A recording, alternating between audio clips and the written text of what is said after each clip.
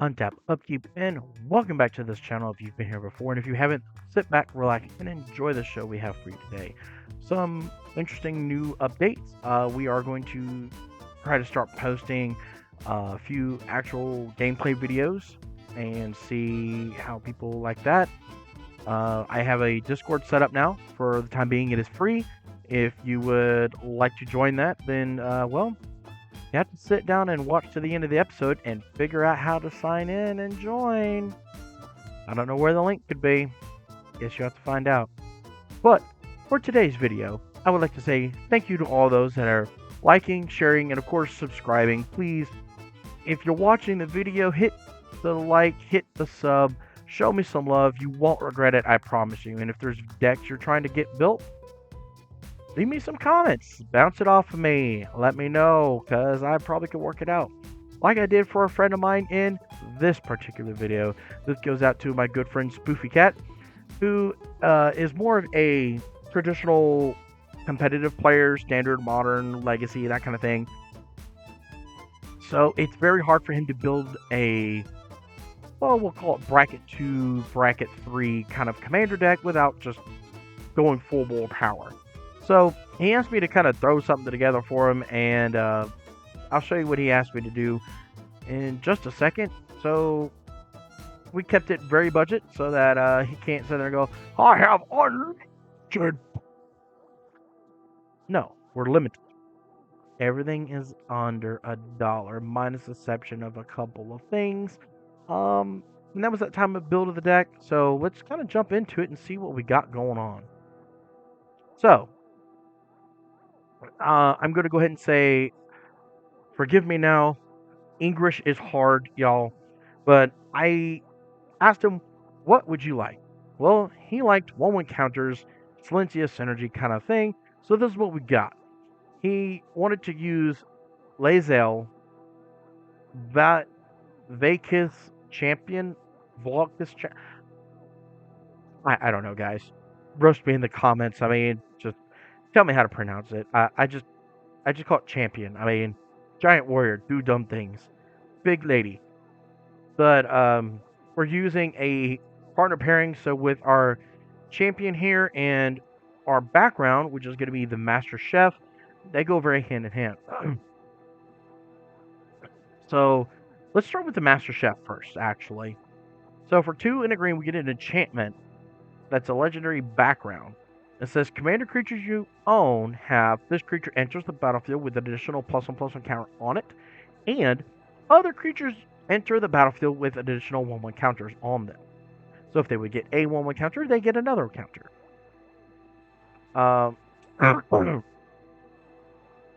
Excuse me there. And then our commander champion says if you would put 1 or more counters on a creature or planeswalker you control, or on yourself, put that many +1 on each of one of those kind of counters on that permanent or player instead. Go away, browser notification. We don't want you.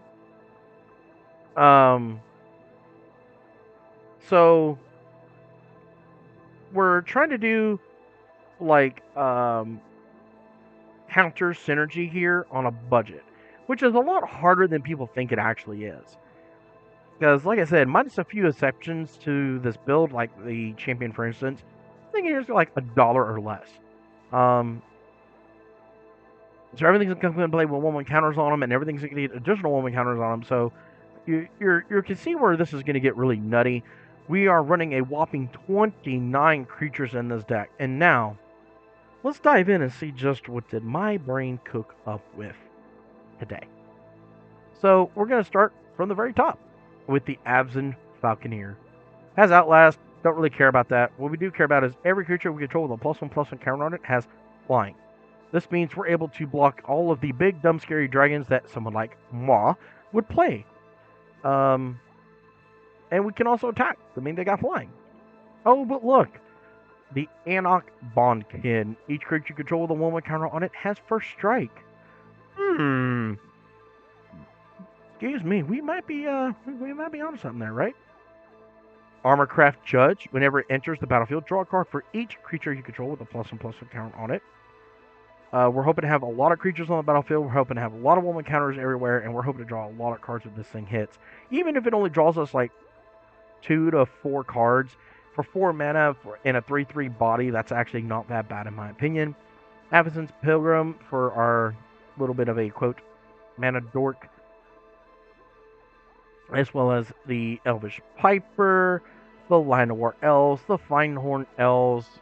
Of course, we have Biff. So go ahead and knock those out real quick on our little mana dork package here. I'm going to skip over one for a second. We have our Canker Bloom, so we can sacrifice him by paying 1 mana and destroy target artifact, destroy target enchantment, or proliferate. Yeah, we like that proliferating thing, don't we? So let's look over the one I skipped. Basking Broodscale.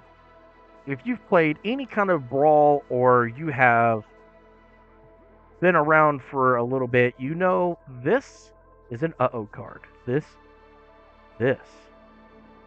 means combo. So whenever one or more +1/+1 counters are put onto the Broodscale, you may create an 0/1 Eldrazi spawn creature token with sack it at a mana. If you don't know what it combos with, hang on to your horses. We'll get to that card here in just a moment. We already went over the Finehorn Elves. But the Broodscale, by the way, does go infinite until you wish to stop it, and we'll show you that. The Evolution Witness. Every time it gets a 1/1 counter on it, we can return a permanent card from our graveyard to our hand. So if we proliferate, we're able to get more and more of our stuff back. Envoy the Ancestors. Modified creatures you control have lifelink. Modified creatures include anything with equipment, auras, and counters on them. So all our stuff will have lifelink. We went over the Elvish Mystic, Dust Shell Crawler. I don't know why my brain short-circuited right there. It enters, you can put a 1/1 counter on something, and everything with a 1/1 counter on it on our side has the trample. We like this. Dusk Legion Duelist. So whenever one or more 1/1 counters are put on the Duelist, you can draw a card. It triggers only once each turn. So it's not that great, but it does allow us to draw cards, and, you know, it has a lot of potential, to be kind of explosive. You can up the deck a little bit, budget-wise, later on if you really wanted to.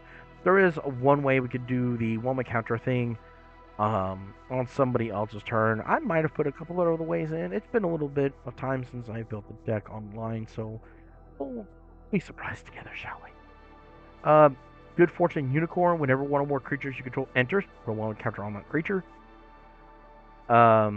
This is a new one from the Edge of Eternity set, which, by the way, is a really sweet set, honestly. This is Halaya Ascendant Cadet. So for 2 green and double white, whenever Halaya enters or attacks, put a 1/1 counter on target creature you control.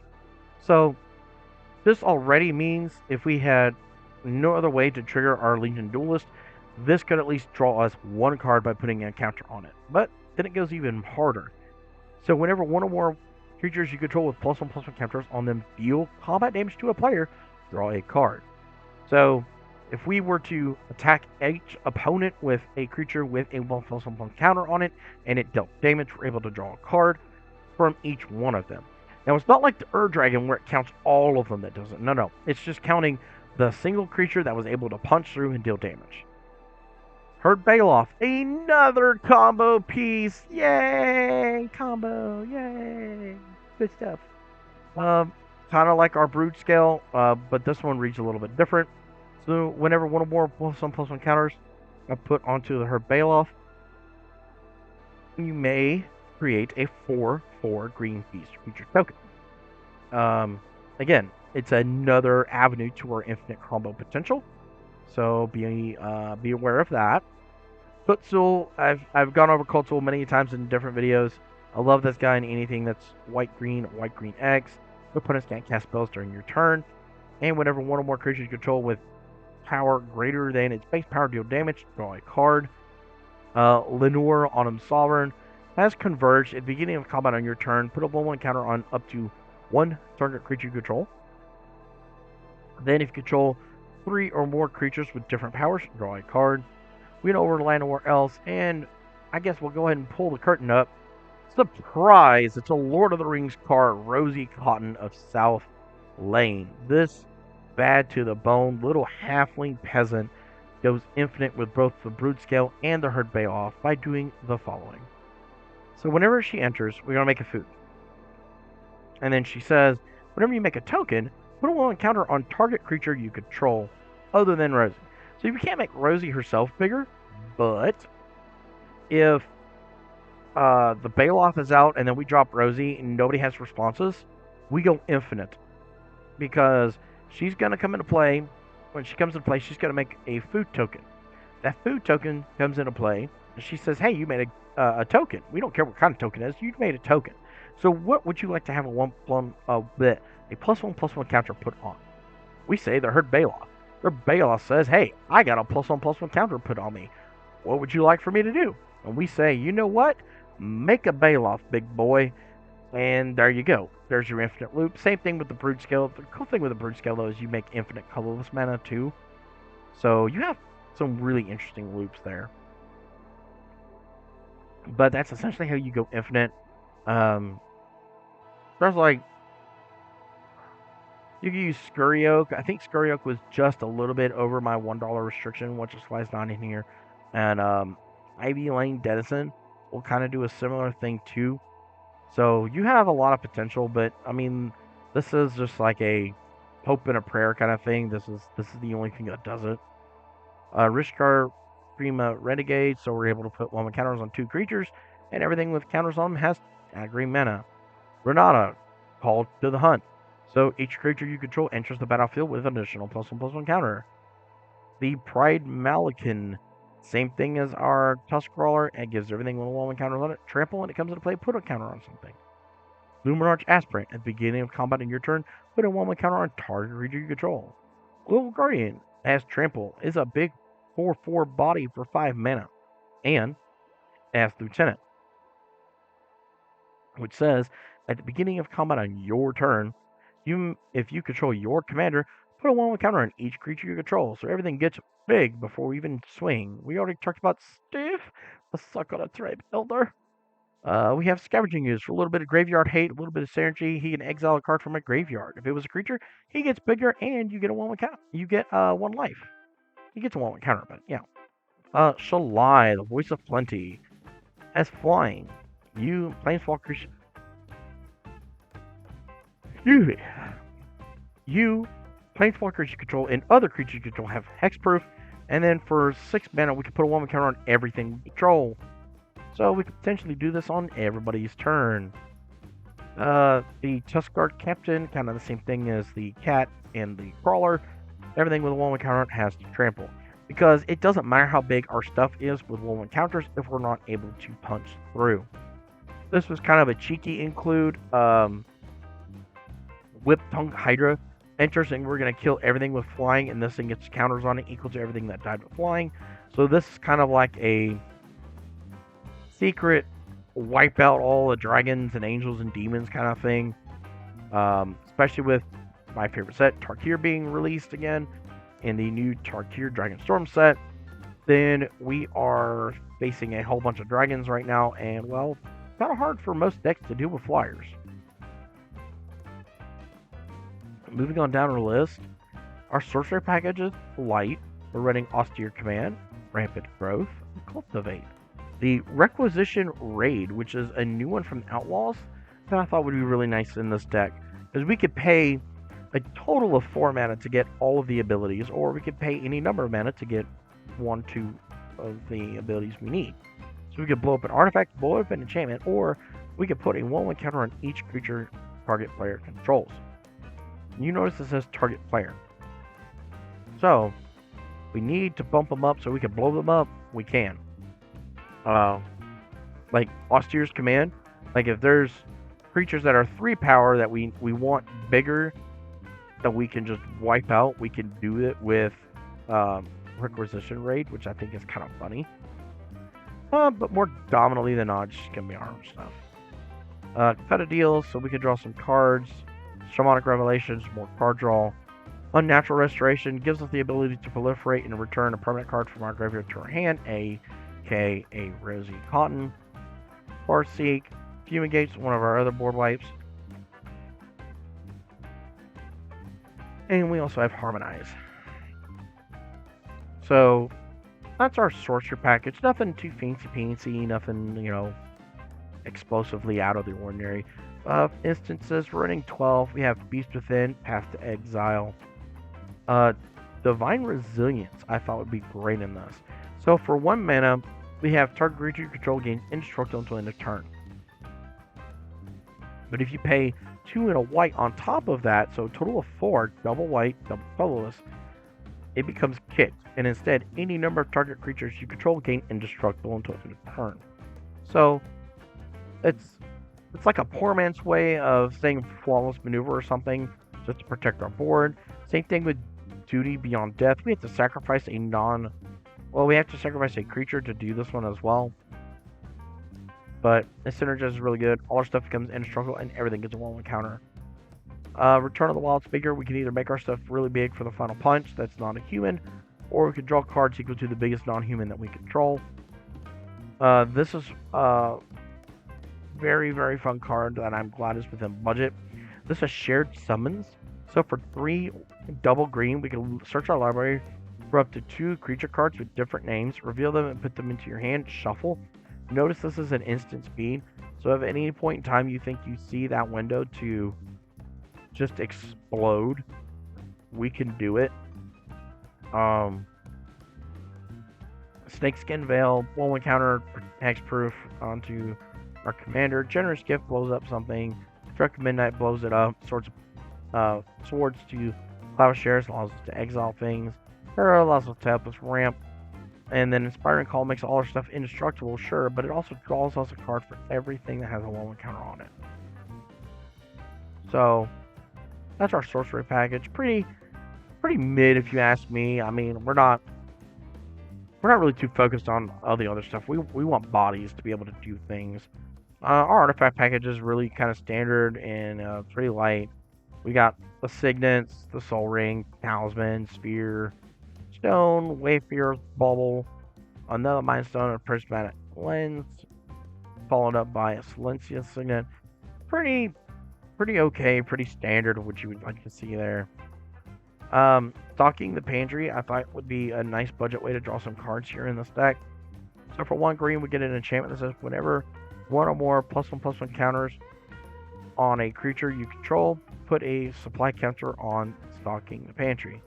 You pay 2, remove a supply counter to draw a card. You can do this at instant speed, so I like being able to keep mana open for some shenanigans. And then we're able to draw some cards. So kind of see the benefit there. Of course, at the time of print, this was like 99 cents.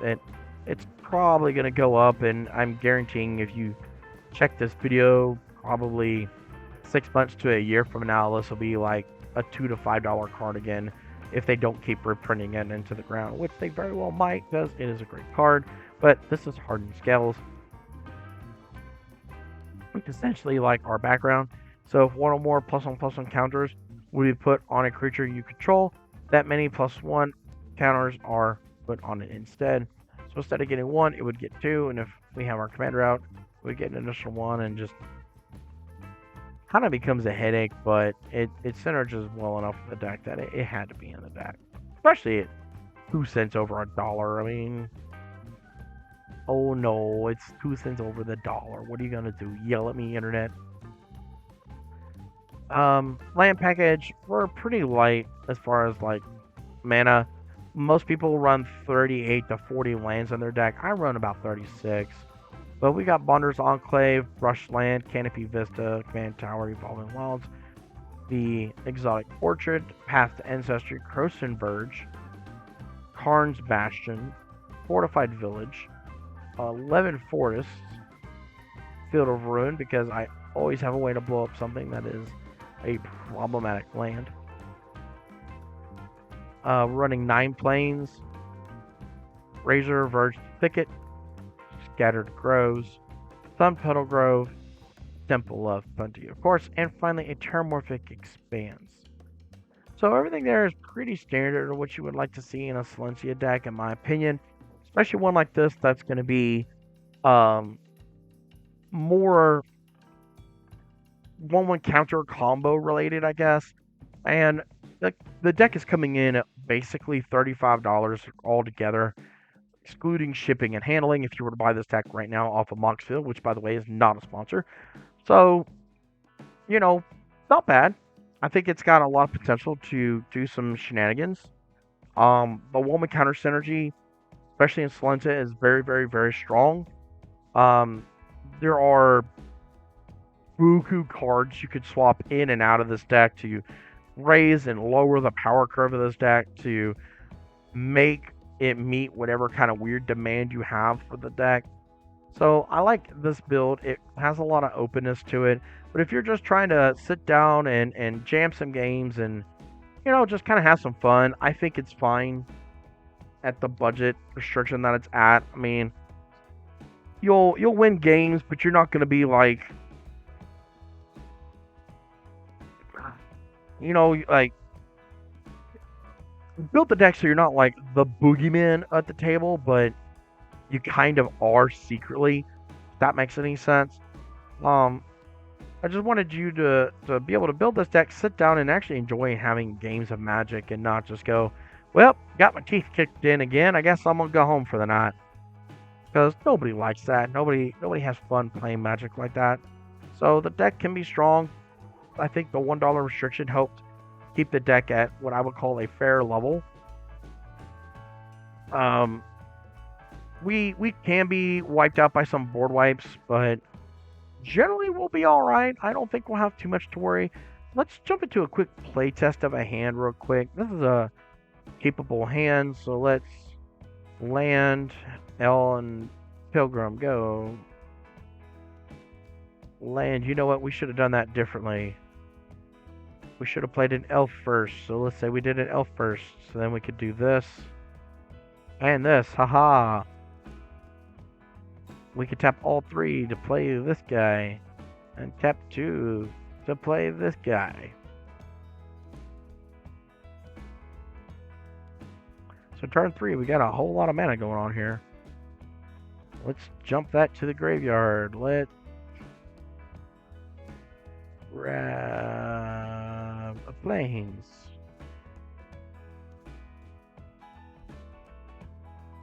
Let's shuffle.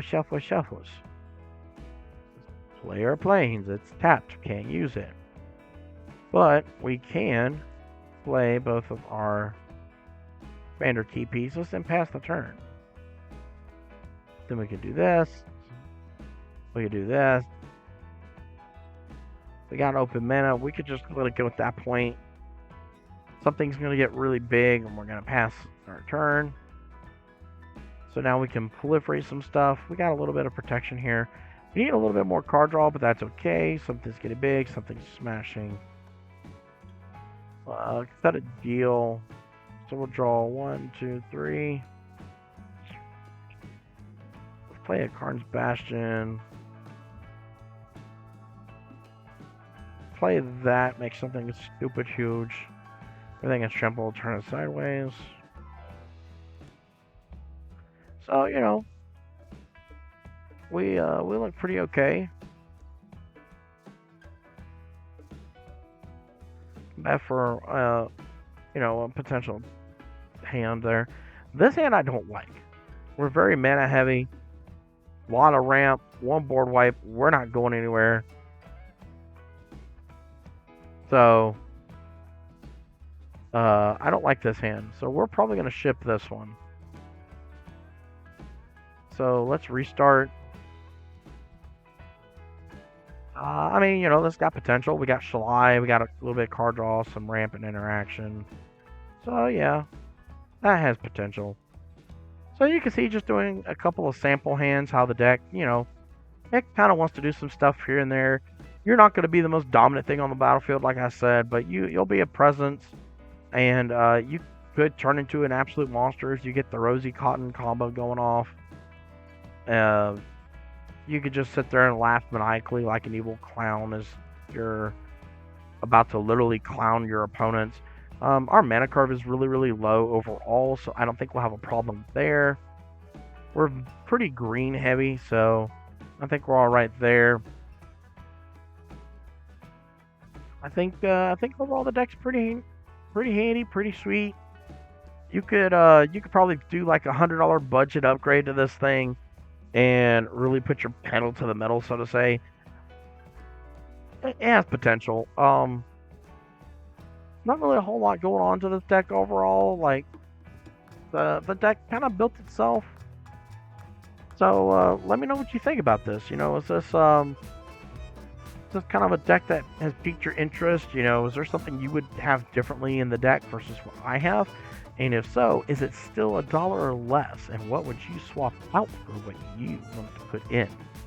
If it's outside of that budget, give me a list of 10 cards you would swap in and 10 cards you would take out with, I don't know, a $50 to $100 budget upgrade for this deck. Curious, what would you do if you had this deck? It's not that hard to put it together, everybody. Ladies and gentlemen, boys and girls, children of all ages, and non-binary folk, I want to hear from you. Talk to me. If you're still here and you're still watching the video, then I will reveal to you that in order to join the Discord, all you have to do is check the description and the link below, where the deck itself is always there. Spread the word. Show me some more love. If you're a newcomer to the channel, show me some love, man. Go ahead and watch another couple of videos. Here. I mean, take your pick, wherever you would like. And leave me muted on the background as you contemplate playing Facebook games on your phone or something. Help me engage in the algorithm so that the almighty YouTube has to pay me, and you don't have to at any point in time. I'm just happy you're here. Show me some love. I've been the Buddha Dragon. Don't forget, rub that belly for mana, and may all your games be filled with magic. Until the next time, peace out.